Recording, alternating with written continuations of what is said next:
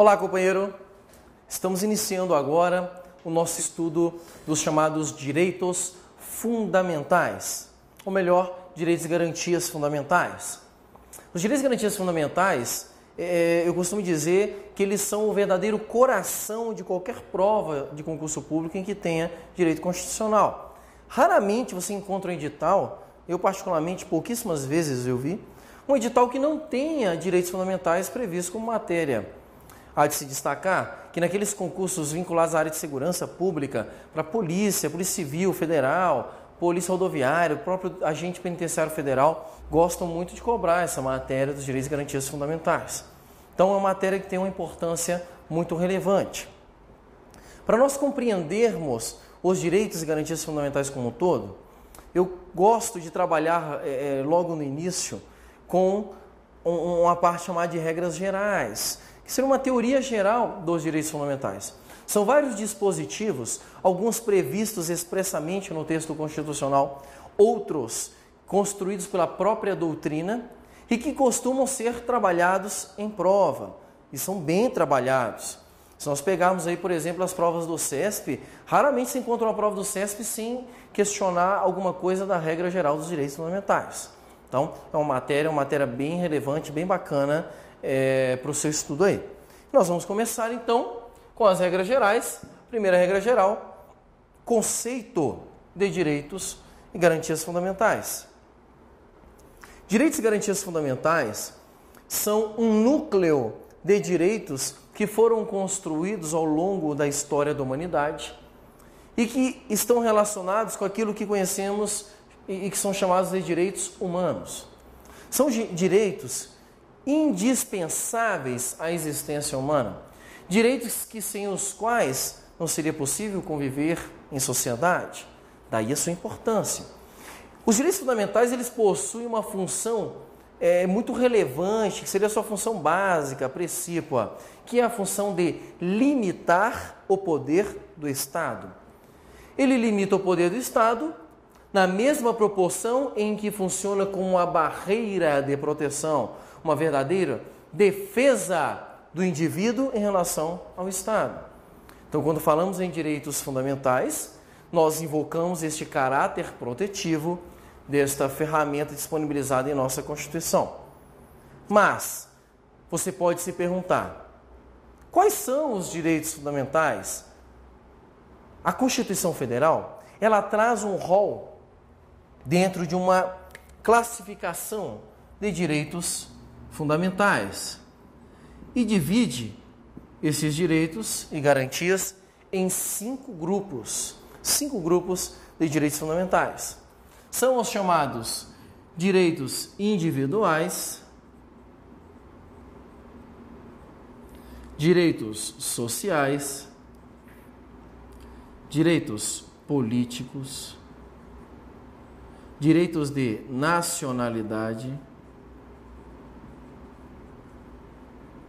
e os partidos políticos.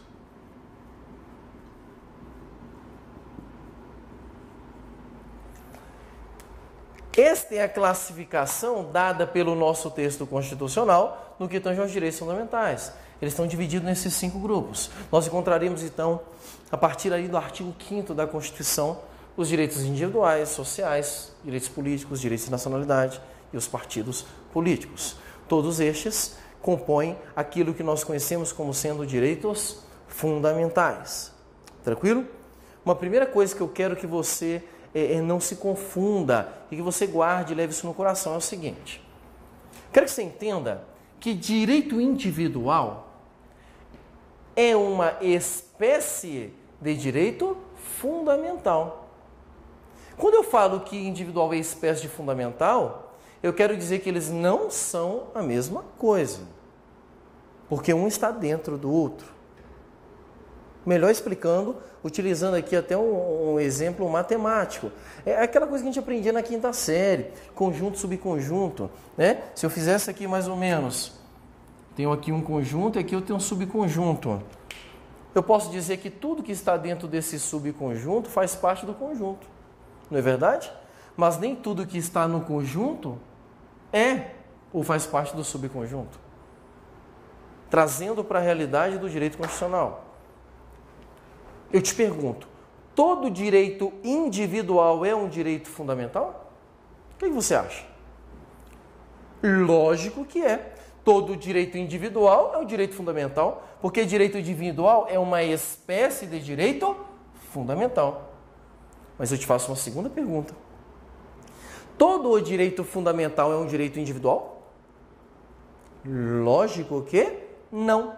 E por que não? Porque jamais um gênero, que é um conjunto, vai caber dentro de uma espécie, que é um subconjunto. Então, essa relação é uma relação importante e que deve ser entendida logo agora no início da matéria, porque ela pode ser utilizada, pode ser necessária essa compreensão mais tarde. Perfeito? Meu amigo, esta classificação dada pela Constituição para exemplificar os direitos fundamentais, ela é chamada pela doutrina de conceito formal dos direitos fundamentais. Conceito formal. E por que formal? Porque é o que está previsto dentro da forma, dentro da Constituição. Conceito formal é o que está dizendo na Constituição que seja direito fundamental. Quando eu digo que isso aqui é o conceito formal dos direitos fundamentais, eu quero dizer que estes são os considerados pela Constituição como sendo direito fundamental. Tranquilo? Mas aí vem a pergunta de prova. O rol de direitos fundamentais é um rol taxativo, ou seja, só estes aqui que são direitos fundamentais, ou é um rol meramente exemplificativo, o que indicaria a existência de outros direitos além desses que estão previstos na Constituição? Eu te pergunto, o que você acha disso aqui? Rol de direitos fundamentais é um rol taxativo ou exemplificativo? É importante que você não esqueça isso. O rol de direitos fundamentais é um rol meramente exemplificativo. E por que um rol exemplificativo? Porque a Constituição Federal, apesar de ter elencado esses institutos como sendo os direitos fundamentais, ela permite a existência de outros direitos fundamentais, lançando o que nós chamamos de conceito material dos direitos fundamentais. E o conceito material possui previsão expressa na Constituição no parágrafo 2º do artigo 5º. Parágrafo 2º do artigo 5º, nós temos o dispositivo expresso, onde se diz que é possível a inserção de novos direitos fundamentais, ainda que oriundos de princípios gerais do direito, ainda que oriundos de tratados internacionais. Este parágrafo 2º recebe da doutrina um nome muito interessante, pode ser trabalhado em sua prova. É a chamada cláusula de abertura material. Esta cláusula de abertura material permite que novos direitos fundamentais que não estão expressos no texto da Constituição ingressem dentro do ordenamento jurídico brasileiro por força de outros instrumentos, como tratados, como princípios gerais do direito. Tranquilo? Com base nesta análise do conceito formal e conceito material, é que eu chego à conclusão de que o rol de direitos fundamentais não é um rol taxativo. Pelo contrário, ele é um rol meramente exemplificativo, haja vista a possibilidade de se ingressar em novos direitos fundamentais, oriundos de outras espécies normativas pelo mundo. Tranquilo? Então aqui nós fizemos uma análise do conceito e da classificação dos direitos fundamentais. Vamos para um próximo tópico agora, que é a amplitude dos direitos fundamentais. O que eu quero saber com amplitude dos direitos fundamentais? Eu quero saber até que ponto eu posso utilizar os direitos fundamentais ou contra quem eu posso invocar esta proteção constitucional. Quando eu falo em amplitude horizontal ou vertical, eu estou diante de duas possibilidades. eu tenho uma relação horizontal e uma relação vertical. Falar em amplitude horizontal é dizer que os direitos fundamentais podem ser invocados nas relações horizontais. Relações horizontais. E as relações horizontais são entre os particulares. Logo, um direito fundamental pode ser invocado nas nossas relações com outros particulares, com outras pessoas. Esta é a amplitude horizontal, relação entre particulares. Já na sua amplitude vertical, ela quer dizer que os direitos fundamentais podem ser invocados nas suas relações verticais, entre você e Deus. Não, meu amigo, Deus não, né? Entre você e o Estado. Quando eu falo numa amplitude vertical, eu estou falando que é uma relação entre eu e o Estado. Eu posso invocar direito fundamental nas minhas relações com o Estado. Tranquilo? Isso aqui é uma questão bacana que pode ser trabalhada em sua prova, tá? Por meio de conhecimento implícito dentro de questões constitucionais. Tranquilo? Mas o tema é bem simplesinho. O próximo objeto aqui de análise dentro dessas regras gerais são as características dos direitos fundamentais. Características dos direitos fundamentais. Nós temos várias características que são elencadas pela doutrina e que podem ser cobradas em sua prova. Às vezes não o rol delas literalmente, mas a sua compreensão. Vamos começar então pela primeira característica, chamada de historicidade. Historicidade.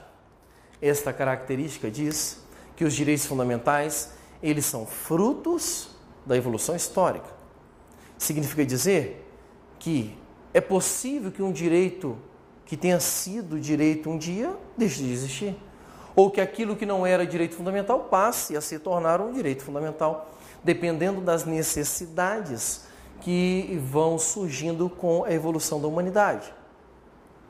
Isto é historicidade. Segunda característica, inalienabilidade. Inalienabilidade.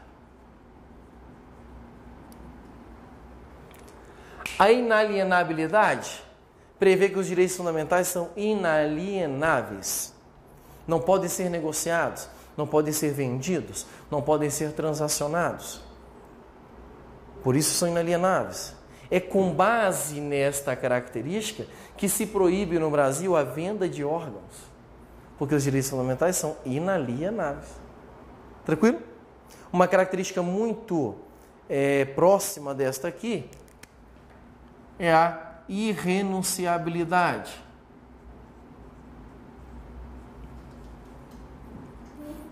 Irrenunciabilidade, que diz que os direitos fundamentais não podem ser renunciados.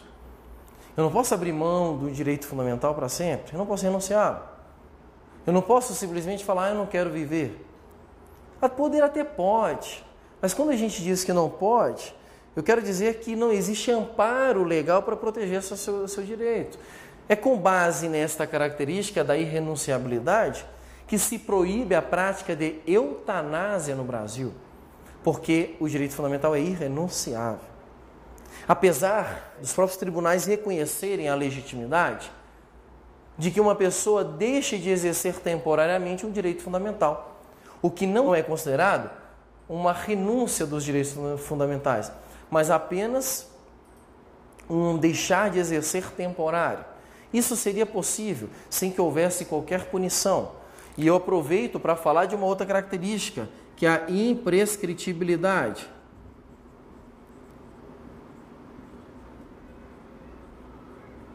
A imprescritibilidade, ela caminha junto com essas outras duas, por quê? Porque eu acabei de dizer que o decurso do tempo não permite que você tenha uma punição por não ter exercido um direito. A regra da imprescritibilidade é que os direitos fundamentais não prescrevem, não se sujeitam a prazos de prescrição. Mas, Daniel, eu nunca estudei direito na minha vida e não tenho ideia o que você está falando. O que é prescrição? A prescrição é um instituto jurídico complexo pra caramba, mas que em linhas muito gerais, linhas tênues, que não é objeto do nosso estudo, isso aqui é estudado em direito processual civil ou direito civil. A prescrição é uma punição aplicada pelo decurso do prazo de tempo. É uma punição que alcança e que mata o seu direito. As pessoas têm direitos e existe um espaço de tempo para que esse direito possa ser exercido. Pois bem, se eu não exerço o direito durante aquele espaço de tempo, eu perco ele por meio da prescrição. É muito comum a gente ouvir assim: não, deixa esse cheque voltar. A gente só espera uns 5 anos e depois prescreve o direito de alguém nos cobrar. É porque existe na lei brasileira a prescrição para o cheque.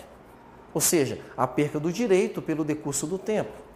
Quando nós falamos em direitos fundamentais, não é possível vislumbrar esta característica da prescrição, a aplicabilidade da prescrição aos direitos fundamentais, tendo em vista a grande vinculação que ele possui com a própria existência da humanidade.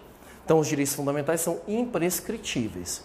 Eu me aproveito aqui da oportunidade para dizer a você que é possível um direito fundamental ser alcançado por este prazo de prescrição.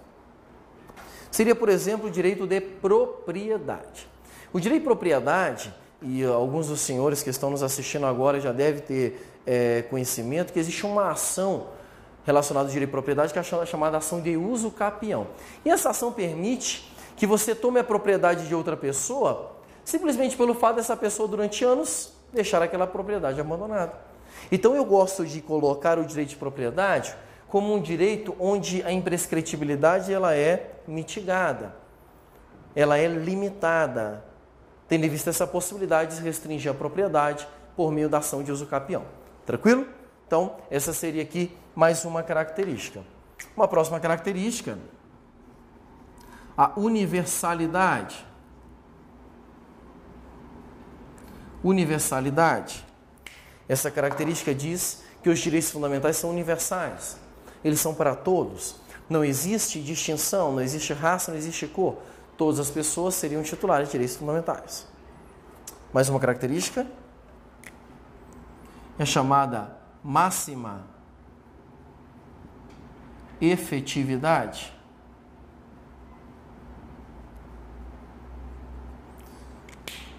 Essa característica aqui, ela na verdade é uma imposição ao Estado, no sentido de que o Estado deve dar a máxima efetividade possível aos direitos fundamentais, deve ser garantido da melhor forma possível.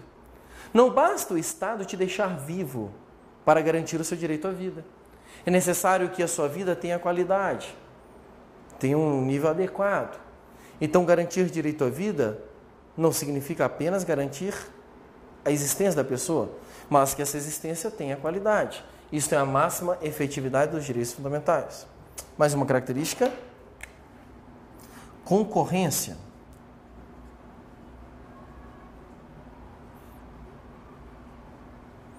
Essa característica aqui é uma característica relevante, que diz que os direitos fundamentais concorrem uns com os outros, o que permite que eu usufrua de vários direitos ao mesmo tempo. Eu não preciso abandonar um direito fundamental para exercer outro, porque eles são concorrentes, sem que se anulem.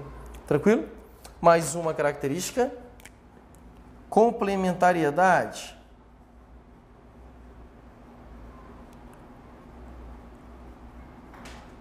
Complementariedade é uma característica interessante, muito utilizada para resolver conflitos de direitos fundamentais. Então, o que é complementariedade? Complementariedade é uma característica que exige uma análise ampla do direito fundamental. Quando eu tenho um direito fundamental, eu não tenho como olhar só para ele e fazer uma análise só dele. É necessário colocá-lo dentro de um contexto. Utilizar a complementariedade como característica é utilizar todas as normas gerais de direito e equipará-la a um direito fundamental. Isso é muito comum nos conflitos entre direitos fundamentais. Se eu te perguntasse assim: qual direito fundamental é o direito mais importante? Direito à intimidade ou direito à informação? O que você me responderia? Alguns responderiam direito à informação, outros responderiam direito à intimidade. Mas vislumbremos o seguinte exemplo.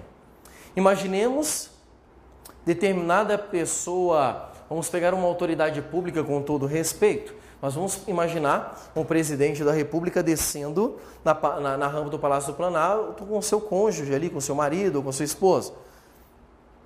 E ele está descendo ali, saindo no dia de trabalho. Um fotógrafo tira foto, registra a foto do presidente com sua esposa, descendo aquela rampa, e essa foto é espalhada por todos os jornais do país. O presidente olha aquela foto e fala, o que é isso? Como é que tira uma foto minha sem me avisar e colocam em todos os jornais de circulação do país? Eu te pergunto, qual direito deve prevalecer neste exemplo? Direito à informação de toda a população ou direito à intimidade do presidente? O que você acha? Obviamente que deve se prevalecer o direito à informação, por um motivo muito simples. O presidente ocupa uma função pública e esta atividade que ele exercia, descer ou sair do Palácio do Planalto, é uma atividade que está vinculada diretamente com a sua função de presidente. Logo, ele não teria direito de invocar intimidade numa situação dessa, porque é inerente à sua condição de pessoa pública a exposição, a imagem. Isso aí não teria problema. Mas, imaginemos este mesmo presidente com sua esposa saindo no seu carro, ele olha para o motorista e fala assim, poxa, tem como você deixar a gente no motel ali? E aí os dois vão para um motel e estão tomando banho numa banheira super maravilhosa e de repente um paparazzo com uma câmera ultra mega power comprada no Paraguai tira uma foto do presidente tomando banho de banheiro com a sua esposa e divulga naqueles jornais de todo o país, dizendo, o presidente da República toma banho com a sua esposa? Eu pergunto, neste exemplo, qual que prevalece? Direito à informação ou direito à intimidade? É lógico que prevalece, neste caso, direito à intimidade. Perceba que eu trouxe dois exemplos com as mesmas pessoas, só que no exemplo existe a prevalência de um direito, no outro direito. Por que eu consigo chegar a essa conclusão? Eu utilizo do princípio da complementariedade e aplico ele ao caso concreto e eu consigo chegar a este consenso, tranquilo? Característica muito interessante para a sua prova. Mais uma característica é a chamada proibição do retrocesso. É uma característica que protege os direitos fundamentais já garantidos, já adquiridos. Direito fundamental já adquirido não pode ser regredido. Direito fundamental já adquirido não pode ser piorado. Ele tem que melhorar, ele pode, mas piorar não. É proibido retroagir, é proibido regredir nesta conquista dos direitos fundamentais. Tranquilo? Por isso, proibição do retrocesso. Nós temos duas características, até porque não cabe nesse esqueminha que eu fiz, eu jogo elas aqui do lado, jogos com uma cor diferente. Primeiro, a limitabilidade. Limitabilidade. Os direitos fundamentais são limitados. Eu quero que você guarde isso na sua mente e leve isso para a sua prova. Não existe direito fundamental absoluto. Os direitos fundamentais, eles são todos relativos, são limitados. Outro nome que pode aparecer na sua prova para essa característica é a relatividade. Aí você pode olhar, mas Daniel, eu já li um livro que dizia que existe direito fundamental absoluto.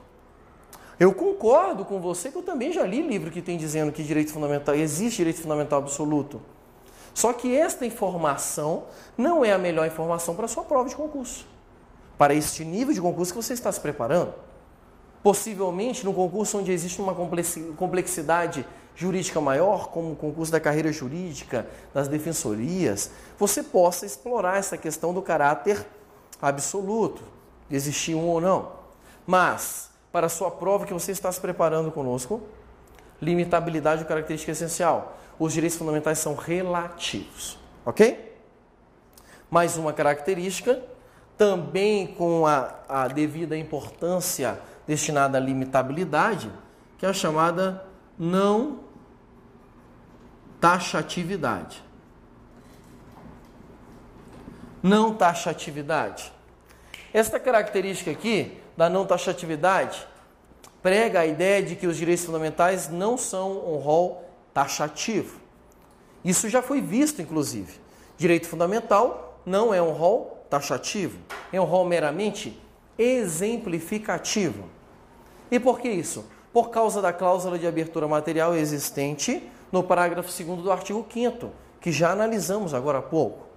Então, se cai na sua prova uma pergunta simples, olha, o rol de direitos fundamentais é um rol exaustivo, um rol taxativo, você tem que marcar errado. Não é rol exaustivo, não é rol taxativo. Os direitos fundamentais são um rol exemplificativo. Ele permite a existência de novos direitos, ainda que não previstos no texto da Constituição Federal. Tranquilo? Então, esta aqui é uma característica muito bacana. Estas duas são duas características bacanas para serem trabalhadas em prova. E eu sugiro uma compreensão delas. Raramente, eu vi uma vez apenas em prova, perguntando se era ou não, utilizando essa nomenclatura aqui. Mas essas duas são muito cobradas em temas, elas estão subentendidas em algumas discussões que são apresentadas em provas. Então, sugiro que você tenha uma compreensão bacana sobre elas. Tranquilo? Então, nós temos aqui alguns aspectos gerais dos direitos fundamentais. Por enquanto, é só isso que trabalharemos com vocês. Até a próxima, se Deus quiser. Um abraço.